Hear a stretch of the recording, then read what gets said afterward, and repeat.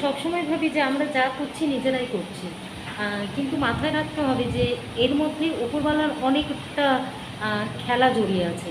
আমরা যদি সবটাই নিজেরা করছি তাহলে আমরা কেন স্টিল থাকতে পারি না, এবং আমাদের মধ্যে কেন একটা অস্থিরতা কাজ করে। তো আমাদেরকে মাথায় রাখতে হবে যে উপরওয়ালা আমাদের সবসময় সব দিক দিয়ে হেল্প করে, আর তার ইশারা ছাড়া কোনো মানুষের কখনোই কিছু করা পসিবল হয় না। তো সেক্ষেত্রে আমি একটাই কথা বলবো, জীবনে অনেক দুঃখ আসবে, আসবে, এটা একদম কনফার্ম। মানে কেউ করতে পারবে না যে জীবনে কোনো দুঃখ আসবে না। তো সেই সিচুয়েশানে আমাদের সবসময় চেষ্টা করতে হবে যে ওটার মধ্যে খুশি থাকা যায়। প্রত্যেকটা মুহূর্ত কিন্তু আমরা চাইলে সেটা কন্ট্রোল করতে পারি, আমাদেরকে সেই জায়গাটাকে তৈরি করে নিতে হবে। তো সেক্ষেত্রে দেখা যাবে যে তাহলে আমরা যে কোনো পরিস্থিতি উতরে দিতে পারছি।